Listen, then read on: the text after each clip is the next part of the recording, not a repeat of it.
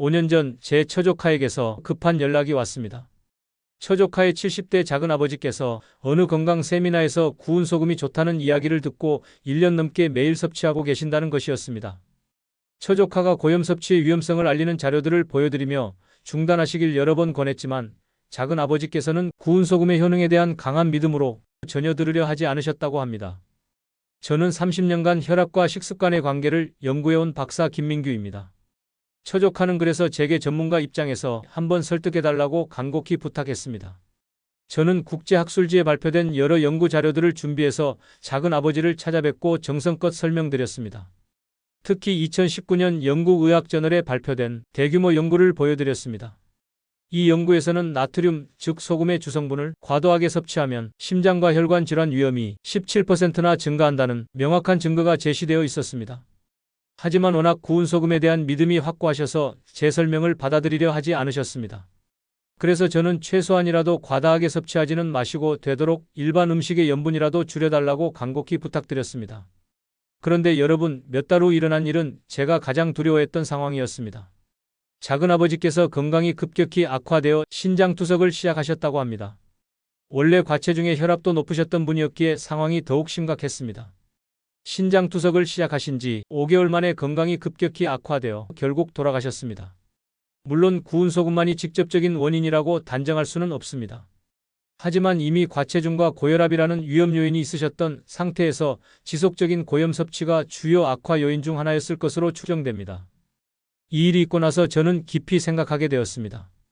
2020년 미국 심장학회지에 발표된 대규모 연구에서도 고혈압과 비만이 있는 사람들의 경우 하루 나트륨 섭취량이 1g 증가할 때마다 심혈관 관련 위험이 18%씩 증가한다고 보고되었습니다.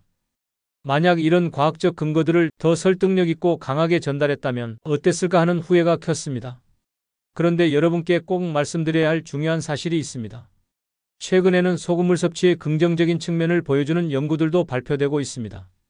2021년 스포츠의학 저널에 게재된 연구에 따르면 운동선수나 고온 환경에서 일하는 사람들의 경우 적절한 양의 염분 보충이 탈수 예방과 전해질 균형 유지에 도움이 된다고 합니다. 여기서 핵심은 무엇일까요? 소금 자체가 문제가 아니라 나의 건강 상태와 섭취량이 중요하다는 것입니다. 건강한 청년이 격렬한 운동 후에 적절한 양의 염분을 보충하는 것과 이미 고혈압이나 신장 질환이 있는 사람이 매일 과도한 소금을 섭취하는 것은 전혀 다른 이야기입니다. 세계보건기구는 성인의 하루 나트륨 섭취량을 2g 미만, 즉 소금으로는 5g 미만으로 권고하고 있습니다. 우리나라 보건복지부는 하루 나트륨 섭취량을 2300mg 이하, 소금으로는 약 6g 이하로 제시하고 있습니다. 그런데 한국인의 평균 나트륨 섭취량은 하루 3274mg으로 권장량을 크게 초과하고 있는 상황입니다. 그렇다면 소금 6g은 어느 정도의 양일까요? 이는 작은 티스푼으로 약 1개 분량입니다. 구체적으로 말씀드리면 배추김치 100g에는 약 2g의 소금이 들어있고 된장찌개 한 그릇에는 약 3g에서 4g의 소금이 포함되어 있습니다. 라면 한 개에는 무려 5g에서 6g의 소금이 들어있습니다. 즉, 라면 한 개만 먹어도 하루 권장량에 도달하거나 초과하게 되는 것입니다. 특히 주의하셔야 할 분들이 계십니다. 비만이신 분, 이미 고혈압이 있으신 분, 신부전이나 신부전, 간경화를 앓고 계신 분들은 지속적인 고염 섭취가 매우 위험합니다. 이런 분들에게는 소금 섭취 조절이 약물 치료만큼이나 중요한 치료 방법이라고 할 수 있습니다. 오늘 이야기를 들으신 후 소금에 대한 여러분의 생각이 어떻게 바뀌었는지, 그리고 혹시 주변에 비슷한 경험을 하신 분이 계시다면 꼭 댓글로 남겨주시기 바랍니다. 처조카의 작은아버지 일을 겪고 나서 저는 많은 것을 깨달았습니다. 왜 이런 일이 발생했는지, 그리고 어떻게 하면 이런 안타까운 일을 예방할 수 있을지 고민하게 되었습니다. 요즘 많은 분들이 특정 종류의 소금이 건강에 특별히 좋다고 믿고 계십니다. 이런 정보들을 접하면 좋은 소금을 선택하는 것이 건강의 핵심이라고 생각하기 쉽습니다. 하지만 영양학적으로 살펴보면 모든 소금은 기본적으로 대부분 염화나트륨으로 구성되어 있습니다. 따라서 소금의 종류보다는 총 섭취량이 훨씬 더 중요한 요소입니다. 제가 상담했던 분 중 행정직으로 퇴직하신 78세 김옥자님의 사례를 말씀드리겠습니다. 이분은 관절 불편함 때문에 소금물이 도움이 된다는 이야기를 듣고 매일 아침 소금물을 드셨습니다. 평소에도 김치와 된장을 드시는데 소금물까지 추가하니 나트륨 섭취량이 급격히 증가했습니다. 최근 혈압이 170mm 수은주까지 상승하여 응급실에 가셨고 그제야 문제의 심각성을 깨닫게 되었습니다. 전문가들의 권유에 따라 나트륨 섭취를 하루 2g 이하로 줄이신 후 혈압이 안정되고 부종이 빠지며 회복하시게 되었습니다. 오늘 이 영상에서 말씀드릴 내용은 여러분의 건강관리 방식에 중요한 변화를 가져올 수 있는 과학적 근거들입니다. 소금은 우리 몸의 필수적인 영양소입니다. 신경 전달, 근육 수축, 체액 균형 유지 등에 반드시 필요합니다. 하지만 필수적이라는 것과 많이 섭취해도 된다는 것은 전혀 다른 의미입니다. 여러분, 지금부터 말씀드리는 수치를 꼭 기억하셔야 합니다. 우리 몸이 실제로 필요로 하는 나트륨의 양은 하루 500mg 정도입니다. 그런데 한국인은 평균적으로 이보다 6배 이상을 섭취하고 있습니다. 이것이 문제의 핵심입니다. 여러분의 식습관을 조금만 바꿔도 큰 변화를 만들 수 있습니다. 이제부터 우리 일상에서 나트륨 섭취를 증가시키는 주요 요인들과 그 해결책을 하나씩 살펴보겠습니다. 여러분께 매우 중요한 연구 결과를 하나 소개해드리겠습니다. 세계보건기구 후원으로 1988년에 진행된 인터솔트 연구는 52개국 1만여 명을 대상으로 소금 섭취와 혈압의 관계를 조사한 대규모 역학 연구입니다. 이 연구에서 밝혀진 가장 중요한 사실은 나트륨 섭취량과 혈압 상승이 명확한 양의 상관관계를 보인다는 것입니다. 특히 소금을 거의 섭취하지 않는 아마존 원주민들의 경우 나이가 들어도 혈압이 거의 상승하지 않는다는 점이 확인되었습니다. 반면 소금 섭취량이 많은 집단일수록 고혈압 유병률이 현저히 높았습니다.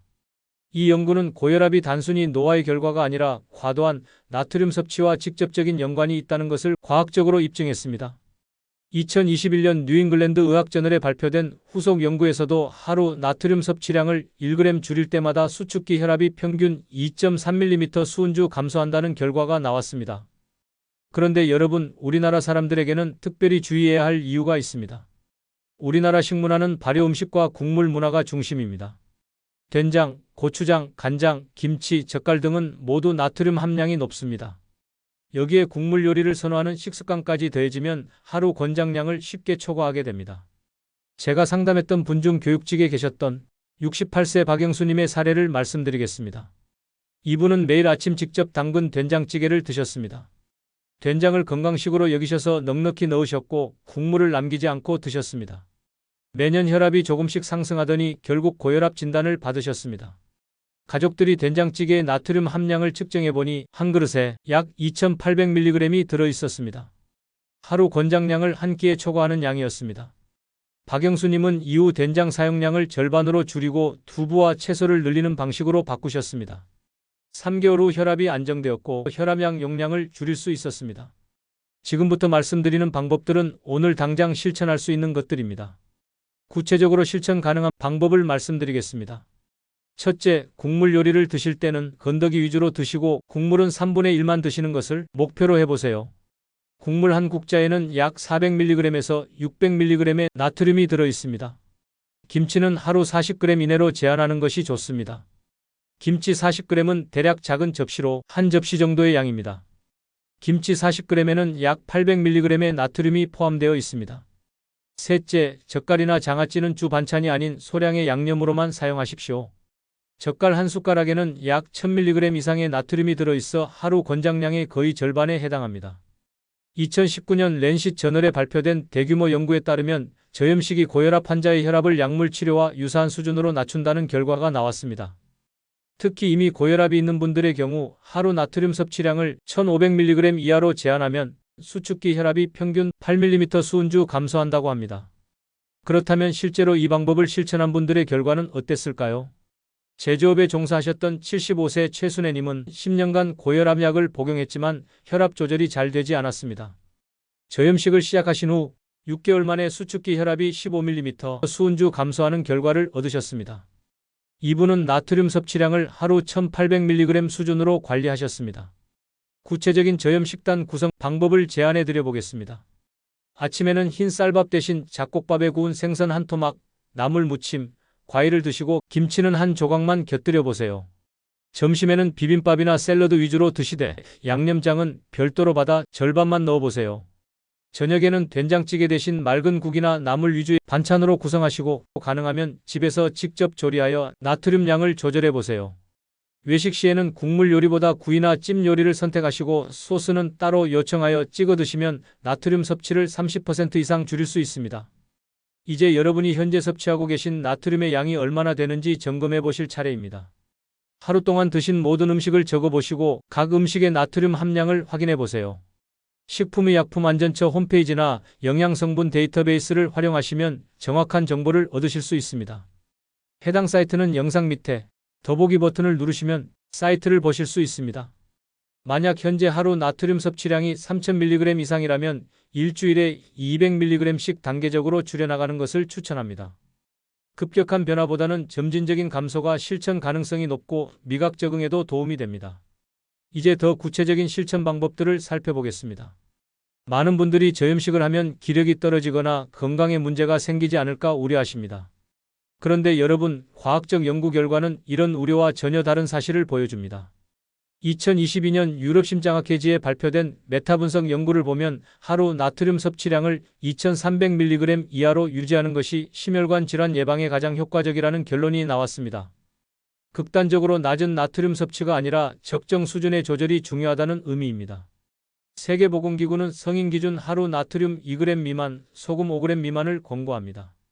우리나라는 하루 나트륨 2300mg 이하, 소금 약 6g 이하를 권장하고 있습니다. 이 기준은 수많은 임상 연구를 바탕으로 설정된 안전하고 효과적인 수준입니다. 그렇다면 소금 6g은 구체적으로 어느 정도일까요? 티스푼으로 약 1개 분량입니다. 일상 음식으로 환산하면 다음과 같습니다. 배추김치 3쪽 약 60g에 소금이 약 1.2g이 들어있습니다. 된장찌개 한 그릇 200ml에는 소금 약 3g에서 4g이 포함되어 있습니다. 간장 한 큰술 15ml에는 소금 약 2.6g이 들어있습니다. 라면 한 개에는 소금이 약 5g에서 6g이 포함되어 있어 하루 권장량 전체에 해당합니다. 고등어구이 한 토막에는 약 1.5g, 멸치볶음 한 접시에는 약 2g의 소금이 들어있습니다. 따라서 현재 하루 소금 섭취량이 10g 이상이신 분들은 단계적으로 줄여나가는 것이 필요합니다. 갑자기 절반으로 줄이기보다는 매주 10%씩 감소시키는 방법을 추천합니다. 예를 들어 현재 10g을 섭취하신다면 첫 주에는 9g으로 다음 주에는 8g으로 점진적으로 줄여가는 것입니다. 여러분이 다음 중 어디에 해당되는지 확인해 보세요. 특히 주의가 필요한 분들에 대해 말씀드리겠습니다. 고혈압 환자의 경우 나트륨 섭취를 하루 1500mg 이하로 제한하는 것이 이상적입니다. 2020년 미국 고혈압학회 가이드라인에서도 이를 강력히 권고하고 있습니다. 비만이 있으신 분들도 특별히 주의가 필요합니다. 체질량 지수가 25 이상인 경우 나트륨에 대한 민감도가 증가하여 같은 양의 소금을 섭취해도 혈압 상승이 더 크게 나타납니다. 염분 민감성이 있는 분들은 일반인보다 나트륨 섭취에 따른 혈압 변화가 크게 나타납니다. 이런 분들은 하루 나트륨 섭취량을 2000mg 이하로 유지하는 것이 중요합니다. 염분 민감성은 병원에서 간단한 검사로 확인할 수 있습니다. 신부전 환자의 경우 나트륨 과잉 섭취는 체액 저류를 악화시켜 호흡곤란과 부종을 유발할 수 있습니다. 2019년 유럽심장학회 가이드라인에서는 신부전 환자의 하루 나트륨 섭취량을 1500mg 이하로 제한할 것을 권고하고 있습니다. 신부전 환자는 나트륨 배설 능력이 저하되어 있어 고염 섭취 시 혈압 상승과 부종이 심하게 나타납니다. 신장 기능이 50% 이하로 감소한 경우 하루 나트륨 섭취량을 1500mg 이하로 엄격히 제한해야 합니다. 간경화 환자는 복수와 부종이 발생하기 쉬워 나트륨 제한이 필수적입니다. 간경화가 있는 경우 하루 나트륨 섭취량을 2000mg 이하로 유지하는 것이 복수 조절에 도움이 됩니다. 자영업을 하셨던 71세 이정섭님은 고혈압과 신장 기능 저하가 있으셨습니다. 가족들이 저염식에 대해 우려했지만 전문가의 조언에 따라 하루 나트륨 섭취량을 1500mg으로 제한하셨습니다. 6개월 후 신장 기능 악화 속도가 느려지고 혈압도 안정되는 결과를 얻으셨습니다. 구체적인 저염 조리법을 제안드려 볼게요. 첫째, 소금 대신 레몬즙이나 식초를 활용해 보세요. 신맛이 짠맛의 부족함을 보완해 줍니다. 둘째, 생강, 마늘, 양파, 고추 등 향신료를 충분히 사용해 보세요. 이들은 나트륨 없이도 풍부한 맛을 만들어 줍니다. 셋째, 참기름이나 들기름 같은 고소한 기름을 활용해 보세요. 고소한 맛이 짠맛의 결핍을 상쇄시켜 줍니다. 넷째, 칼륨이 풍부한 저나트륨 소금을 사용하되 신장 기능이 정상인 경우에만 사용하십시오. 신장 질환이 있는 경우 칼륨 과잉이 위험할 수 있으므로 반드시 전문가와 상담 후 사용하십시오. 자, 그런데 여러분, 여기서 한 가지 더 보태면 소금을 넣는 타이밍도 중요하다는 사실을 알고 계셨나요? 음식에 소금을 넣는 시점도 중요합니다. 조리 중에 소금을 넣으면 음식 깊숙이 스며들어 짠맛을 덜 느끼게 됩니다. 반면 먹기 직전 표면에만 살짝 뿌리면 같은 양으로도 짠맛을 더 강하게 느낄 수 있어 총 사용량을 줄일 수 있습니다. 가공식품을 선택할 때는 반드시 영양성분표를 확인해 보세요. 1회 제공량당 나트륨 함량이 200mg 이하인 제품을 선택하는 것이 좋습니다. 특히 빵, 시리얼, 치즈 같은 제품에도 상당량의 나트륨이 들어있으므로 주의가 필요합니다. 외식 시 나트륨 섭취를 줄이는 방법을 제안드려 볼까요? 첫째, 메뉴를 주문할 때 말씀하기 어색하실 수도 있겠지만 싱겁게 만들어 달라고 요청해 보세요. 제 경험상 대부분의 식당은 요청해 주신 대로 요리해 줍니다. 둘째는 국물 요리는 가능한 피하고 구이나 찜 요리를 선택해 보세요. 셋째, 소스나 양념은 따로 달라고 요청하여 찍어 먹는 방식으로 드시면 나트륨 섭취량을 30%에서 50%까지 줄일 수 있습니다. 넷째, 식당에서 제공하는 밑반찬 중 김치, 젓갈, 장아찌 같은 고염식품은 최소량만 드시는 것을 추천드립니다. 물 섭취도 중요합니다. 하루 1.5리터에서 2리터의 물을 마시면 체내 나트륨 농도를 희석시키는 데 도움이 됩니다. 특히 짜게 드신 날에는 물을 평소보다 2잔 정도 더 마시는 것이 좋습니다. 단, 신부전이나 신부전이 있는 경우 수분 섭취량도 제한이 필요하므로 담당 전문가와 반드시 상의하셔야 합니다. 이제 여러분의 건강을 지키는 또 다른 비결을 알려드리겠습니다. 채소와 과일을 충분히 섭취하는 것도 도움이 됩니다. 칼륨이 풍부한 식품은 나트륨 배설을 촉진합니다. 바나나, 토마토, 감자, 시금치, 아보카도 등이 칼륨이 풍부한 식품입니다. 다만 신장 질환이 있는 경우 칼륨 섭취 제한이 필요하므로 반드시 전문가와 상담하셔야 합니다. 혈압 측정을 규칙적으로 하시고 기록하십시오. 매일 같은 시간 아침 기상 후 화장실을 다녀온 뒤 5분간 안정을 취한 상태에서 측정하는 것이 가장 정확합니다. 혈압 수치와 함께 그날의 식사 내용을 간단히 기록하면 나트륨 섭취와 혈압의 관계를 직접 확인할 수 있습니다. 저염식 적응 기간은 보통 2주에서 3주 정도입니다. 이 기간 동안 음식이 싱겁게 느껴지고 입맛이 떨어질 수 있습니다.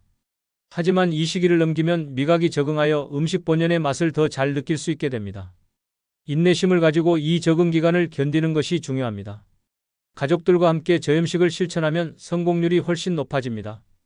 가족 모두가 함께 식습관을 바꾸면 서로 격려하고 지지할 수 있어 장기적인 실천이 가능합니다. 이제 마지막으로 나트륨 과잉 섭취가 우리 혈관에 미치는 영향을 살펴보겠습니다.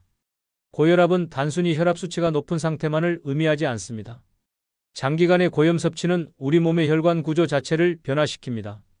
새것이었던 고무호스가 오랜 사용으로 딱딱해지고 탄력을 잃는 것처럼 우리 혈관도 같은 변화를 겪게 됩니다. 그런데 여러분, 한번 손상된 혈관은 어떻게 될까요?